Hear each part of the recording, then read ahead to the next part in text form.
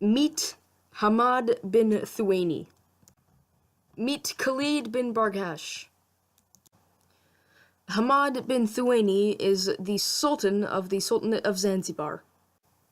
That was until Hamad died suddenly, and Khalid quickly took his place. It is believed that Khalid poisoned Hamad to take the place as Sultanate.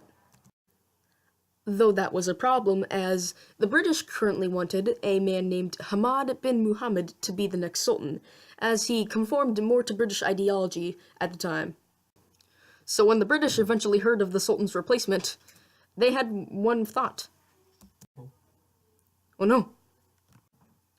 So the British decided to send a message to the Sultanate.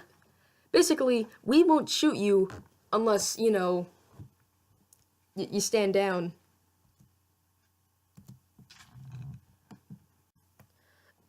And Khalid received the message from the British, and he did what most sane people would do when being threatened by the British. Khalid barricaded himself inside his palace, sent a bunch of villagers, slaves, and servants to fight for him, and gave a bunch of them guns. And then the British arrive. The British send a message to Khalid.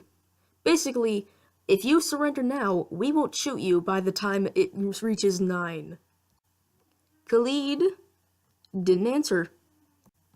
By the time it reached 9, the message was sent to aim and fire at the palace. Simultaneously, the 3 ships stationed by the nearby waters aimed and fired at the palace.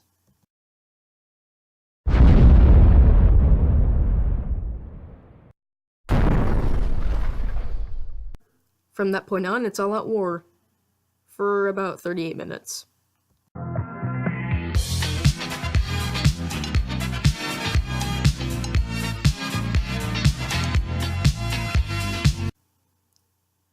The war was set to a close when the flag was shot down at the palace.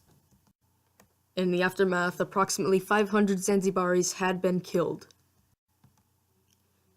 And 0 deaths were reported on the British side, except for the injury of 1 petty officer. And where was Khalid that entire time of the firefight? Well, midway through the battle, he left the palace and fled to Germany, leaving all of his servants, slaves, and civilians behind. But in the time following the war, the British placed Hamad bin Muhammad at the place of the Sultan, and though they placed him there with less power than the actual Sultan would have, kind of like a puppet government. And this was my History Day project for conflict and compromise. I have to say there weren't that many compromises, but most of them were actually attempted, such as the warnings from the British.